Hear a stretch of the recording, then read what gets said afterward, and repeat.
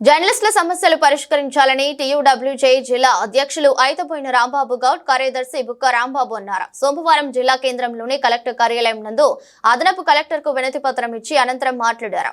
తెలంగాణ రాష్ట్రం ఏర్పడిన తర్వాత జర్నలిస్టులకు సరైన న్యాయం జరుగుతుందని భావించినప్పటికీ కేసీఆర్ ప్రభుత్వంలో ఎలాంటి న్యాయం జరగలేదని, అలాగే ఈ ప్రభుత్వంలోనైనా అర్హులైన జర్నలిస్టులకు ఇళ్ల స్థలాలు ఇవ్వాలన్నారు. జర్నలిస్టులపై రాష్ట్రంలో అనేక దాడులు జరుగుతున్నాయని, జర్నలిస్టులపై దాడులు జరగకుండా ప్రత్యేక చట్టం తీసుకురావాలని కోరారు. కార్యక్రమంలో టీయూడబ్ల్యూజేఎఫ్ జిల్లా అధ్యక్షులు ఐతబోయిన రాంబాబు గౌడ్, జిల్లా కార్యదర్శి బుక్క రాంబాబు, రాష్ట్ర కమిటీ సభ్యులు పాల్వాయి జానయ్య, నాయని శ్రీనివాసరావు, జిల్లా సహాయ కార్యదర్శి ఎరుకల సైదులు గౌడ్, ఎలక్ట్రాన్ మీడియా అధ్యక్షులు లింగాల సాయి, కార్యదర్శి నందిపాటి సైదులు, కోశాధికారి వేల్పుల ప్రవీణ్, రూతర భిక్షం, కృష్ణమూర్తి, పరమేశ్, పుట్ట రాంబాబు, గూడపూరి ప్రభాకర్, షేక్ ఆసిన్, వల్దాస్ శంకర్, భాస్కర్, సురేష్, కంచర్ల సురేష్, సురేందర్ తదితరులు పాల్గొన్నారు. రాష్ట్రం ఏర్పడి దాదాపు 10 సంవత్సరాలు దాటుతున్నప్పటికి కూడా తెలంగాణ ఉద్యమంలో కీలకంగా పనిచేసి తెలంగాణ ఏర్పాటులో క్రియాశీలకంగా ఉన్నటువంటి జర్నలిస్టులకు నేటికి కూడా నిర్లక్ష్యానికి గురవుతున్నారు. అప్పటి కేసీఆర్ టీఆర్ఎస్ ప్రభుత్వం ఎన్నో మాటలు చెప్పింది, అయినా కూడా జర్నలిస్టులకు ఒక్క హామీని కూడా నెరవేర్చిన దాఖలా లేదు.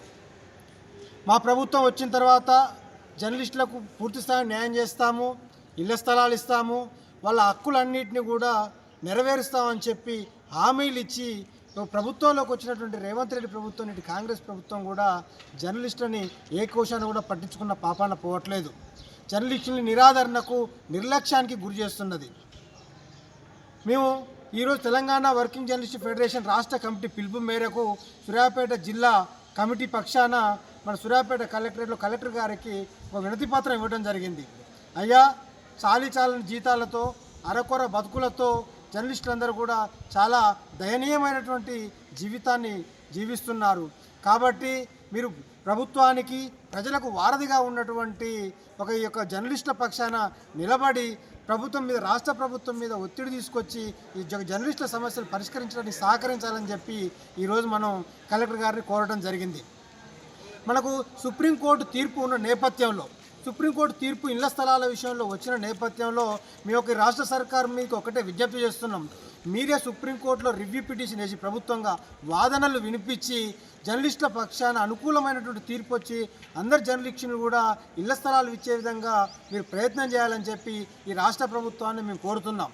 అదేవిధంగా గతంలో ఇచ్చినటువంటి హెల్త్ కార్డులు ఏ హాస్పిటల్లో కూడా సరిగ్గా పనిచేసే విధానం లేదు. కాబట్టి జర్నలిస్టులందరికీ కూడా హెల్త్ ఇన్సూరెన్స్ సౌకర్యం తీసుకొచ్చి ప్రీమియాన్ని ప్రభుత్వమే చెల్లించి అన్ని కార్పొరేట్ ఆసుపత్రుల్లో నాణ్యమైనటువంటి వైద్యము జర్నలిస్టులకు అందే విధంగా చర్యలు తీసుకోవాలని చెప్పి మేము ఈరోజు రాష్ట్ర ప్రభుత్వాన్ని కోరుతున్నాం. అదేవిధంగా అక్రిడేషన్ కార్డులు ఇంతవరకు ప్రభుత్వం ఏర్పడి దాదాపు సంవత్సరం దాటిపోయినప్పటికీ కూడా ఇంతవరకు కూడా కొత్త అక్రిడేషన్ కార్డులు ఇవ్వలేదు. ఏమైనా కానీ వాటి పరిమితిని పెంచుకుంటూ తాత్సారం చేస్తున్నారు తప్పించి మీడియా అకాడమీ కానీ దీని మీద ప్రత్యేక చొరవ తీసుకొని అందరూ అర్హులైన జర్నలిస్టు అందరికీ అక్రిడేషన్ కార్డులు ఇవ్వాలని చెప్పి మేము యొక్క ప్రభుత్వాన్ని కోరుతున్నాం. అదేవిధంగా జర్నలిస్టుల భద్రత చాలా కేంద్ర రాష్ట్ర ప్రభుత్వాల స్థాయిలో కూడా జర్నలిస్టుల భద్రత చాలా గాలిలో దీపంగా మారింది. నిజమైన వార్తలు రాసేవాళ్ళు నిర్భయంగా ప్రభుత్వాన్ని ప్రశ్నించే వారికి ప్రాణాల మీదకి వచ్చి చనిపోవడం జరుగుతుంది, వాడిని హత్య చేయడం కూడా జరుగుతుంది, వాటి మీద దాడులు జరుగుతున్న జర్నలిస్టుల మీద. కాబట్టి జర్నలిస్టుల రక్షణ కోసము కేంద్ర రాష్ట్ర ప్రభుత్వాల స్థాయిలో కఠినమైన చట్టాలు తీసుకొని రావాలని చెప్పి మేము ఒక ప్రభుత్వాన్ని కోరుతున్నాము. అదేవిధంగా పెన్షన్ స్కీము దాదాపు తమ జీవితం మొత్తం కూడా ఈ సమాజ సేవకు వినియోగిస్తున్నటువంటి జర్నలిస్టులు ఈ యొక్క జీవిత చరమాంకంలో ఆర్థికంగా ఒడిదుడుకులు ఎదుర్కొనే పరిస్థితి ఉంది. కాబట్టి ఇతర రాష్ట్రాల్లో ఇచ్చినంత విధంగా మనకి ఇక్కడ కూడా తెలంగాణ రాష్ట్ర ప్రభుత్వము పెన్షన్ విధానాన్ని జర్నలిస్టులకు తీసుకురావాలని చెప్పి మేము కోరుతున్నాము.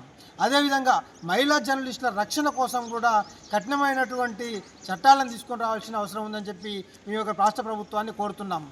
అదేవిధంగా చిన్న తరహా, మధ్య తరహా పత్రికలకు ఒక మీడియా ఎంపానల్లో చేర్చి అందులో పనిచేసిన జర్నలిస్టులందరికీ కూడా అక్రిడేషన్ సౌకర్యంతో పాటు ఇతర రాష్ట్ర ప్రభుత్వం నుంచి వర్తించే అన్ని సౌకర్యాలని కల్పించాలని చెప్పి మేము ఈరోజు ఈ యొక్క రాష్ట్ర ప్రభుత్వాన్ని కోరుతున్నాము. తక్షణమే మీరు రాష్ట్ర ప్రభుత్వం దీని మీద ఒక తీవ్రమైన నిర్ణయం తీసుకొని జర్నలిస్టులందరికీ న్యాయం చేయాలని చెప్పి ఆశిస్తున్నాము.